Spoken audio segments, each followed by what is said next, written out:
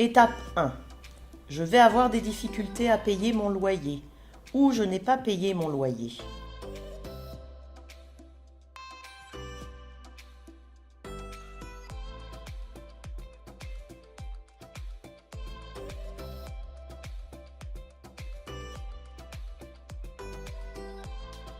Je prends contact avec mon propriétaire ou un service comme la MDS, le CCAS ou une association pour trouver une solution.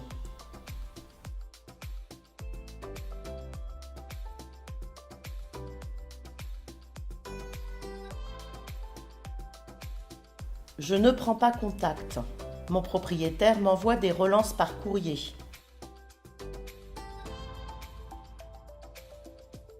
Étape 2. Et voilà, je reçois des relances par courrier de mon propriétaire.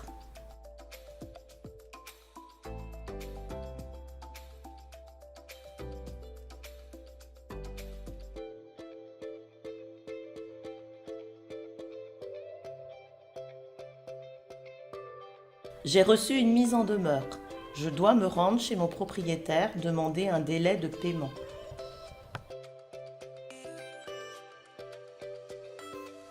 Si je ne le fais pas, je recevrai un avis de passage d'un huissier pour la délivrance d'un acte. Je dois aller le récupérer. Je prends contact avec mon propriétaire pour lui demander un délai de paiement. Je signe un accord avec lui pour régler ma dette en plusieurs fois, en plus de mon loyer courant.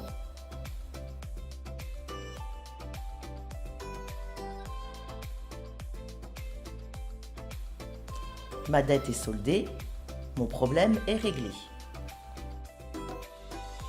Alors, le délai de paiement, pour donner une définition simple, c'est un engagement réciproque entre le propriétaire, le locataire. Chacun appose sa signature, donc c'est un contrat, ça vaut contrat, où le locataire va, indépendamment du paiement du loyer courant, va faire un effort sur l'arriéré avec des modalités qu'on détermine afin d'apurer sa dette locative. Donc il faut impérativement, lorsque l'on signe un délai de paiement, ne pas proposer n'importe quoi. Il faut qu'on soit capable de respecter ce à quoi on s'engage. Il est impératif, pour éviter d'alourdir la dette et de voir des complications procédurales, de prendre la tâche tout de suite pour formaliser un délai de paiement qui va protéger le toit, qui va permettre au service de la CAF de maintenir l'APL, puisque le bailleur a pour obligation de communiquer au service de la CAF les délais de paiement formalisés avec ses locataires, de façon à ce que la CAF, à travers un délai de paiement pris par le locataire et respecté, puisse maintenir. Si la CAF opère des contrôles, c'est-à-dire que régulièrement, elle revient vers les bailleurs pour demander si les délais de paiement sont respectés, si les délais de paiement sont respectés, maintien APL. Si par contre il y a une défaillance trop conséquente, les services de la CAF, à travers l'interrogation faite auprès des bailleurs, vont couper l'APL.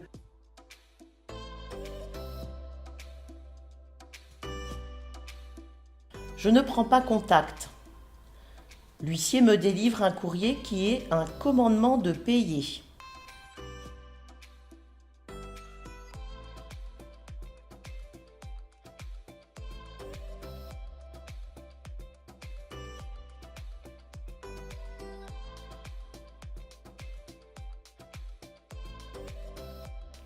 Si je ne suis pas à mon domicile, je dois aller chercher l'acte chez l'huissier. Étape 3. J'ai reçu un commandement de payer. C'est le début de la procédure d'expulsion. Si je ne solde pas ma dette au bout de 2 mois ou je n'ai pas respecté mon accord de paiement, la procédure d'expulsion continue.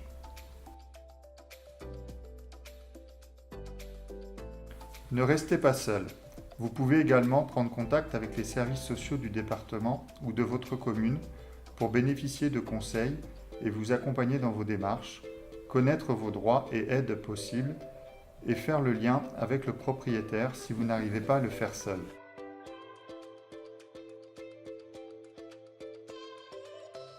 Si vous ne réagissez pas et que vous ne faites aucune démarche, la dette continue d'augmenter.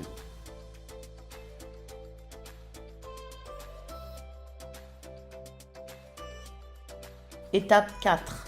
Je suis convoqué devant le juge du tribunal d'instance dans 2 mois.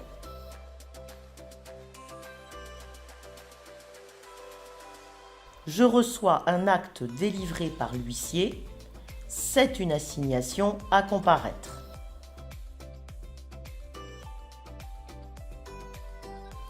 La sous-préfecture va m'envoyer un courrier me redonnant la date d'assignation avec un questionnaire à remplir et à lui retourner. Je vais aussi recevoir plusieurs courriers d'information ou de convocation. Ceux de la DIL, du CCAS, de la MDS, qui m'invitent à prendre contact pour m'aider à préparer l'audience, m'informer de mes obligations et droits et m'accompagner dans mes démarches. Si je solde ma dette avant l'audience, je peux ne pas me présenter. Si je n'ai pas payé ma dette, je dois me présenter à l'audience. Étape 5. Le jour de l'audience publique.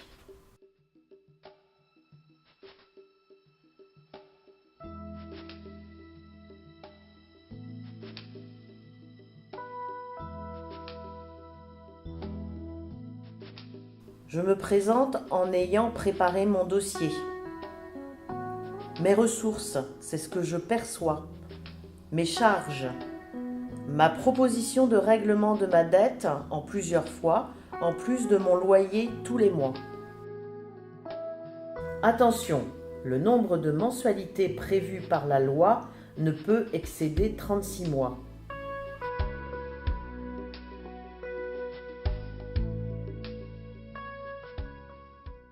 Je vais écouter le propriétaire.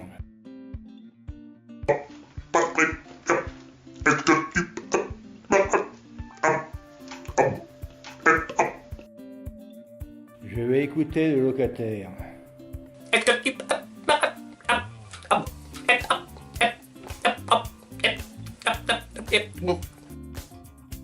Lorsque le juge m'écoute, je lui explique mes difficultés et je fais des propositions pour régler ma dette sur 36 mois maximum, en plus de mon loyer courant.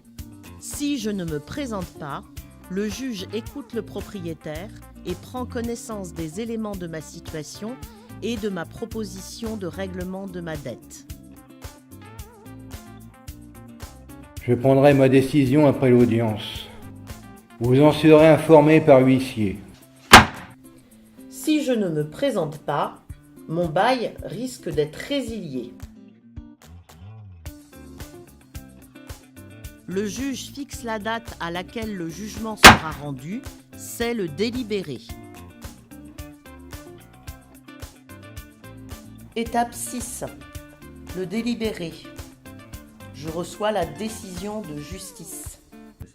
Alors je parlais de 2 hypothèses. Le juge accorde des délais qui sont respectés, donc il y a l'extinction de la dette. J'ai des délais accordés qui ne sont pas respectés, donc la dette peut être poursuivie. Et j'ai l'hypothèse où il n'y a pas de délai du tout. C'est quelqu'un qui ne vient pas à l'audience, qui n'a pas repris le paiement du loyer, qui ne fait pas d'effort. Le propriétaire, quand il arrive devant le juge et qui donne le décompte, généralement, c'est pas bonne impression d'arriver devant un juge avec un décompte vierge de tout règlement. Donc forcément, le magistrat, ne voyant pas le locataire comparaître avec une absence totale de paiement, le propriétaire, lui, va s'opposer par définition à l'octroi de délai de paiement, puisque le locataire ne vient pas, ne bouge pas, ne paie pas, et le magistrat risque de suivre, parce que il est bien clair que quelqu'un qui ne vient pas, ça peut être suspecté de mauvaise foi, ce qui n'est pas toujours le cas, mais ça peut être suspecté de mauvaise foi. Donc, s'il n'y a pas de délai accordé, donc la résiliation du bail est automatique. C'est-à-dire qu'en fait, là, le magistrat ordonne la résiliation du bail, c'est-à-dire qu'il y a un commandement de quitter les lieux et que le dossier peut aller jusqu'au sous-préfet s'il n'y a pas de mobilisation de la famille entre-temps. Et ce qui est dit dossier présenté devant le sous-préfet veut dire que, globalement, on peut se retrouver en situation d'expulsion. Donc, on n'est pas là pour parler de l'hypothèse la plus négative, on parler de l'hypothèse la plus positive, où le locataire respecte ses délais, où il ne les a pas respectés, mais il se remobilise. Il est toujours temps, quel que soit le stade de la procédure, de prendre attache avec son propriétaire pour essayer de trouver des solutions, même si on n'a pas respecté un délai au précontentieux, qu'on n'a pas respecté un délai au contentieux, qu'on n'a pas respecté son délai judiciaire, tout n'est pas terminé. Il y a encore possibilité de discuter avec son propriétaire pour essayer de sauver son toit. Voilà, je voulais en rester là. Étape 7. Les conséquences de la résiliation du bail. Je ne suis plus locataire, mais occupant sans droit ni titre. Je peux être expulsé. Je ne règle plus un loyer, mais une indemnité d'occupation. Je peux être expulsé. Mon APL, aide personnalisée au logement, ou mon AL, allocation logement, est suspendu. Ma dette va augmenter. Je peux être expulsé. Je dois me mettre d'urgence en contact avec mon propriétaire pour trouver une solution. Je peux me faire aider par l'ADIL, l'AMDS du conseil départemental, le CCAS de ma commune. Ce qu'il faut retenir. À toute étape de la procédure, il est important de se manifester auprès de son propriétaire pour trouver une solution et éviter de perdre son toit.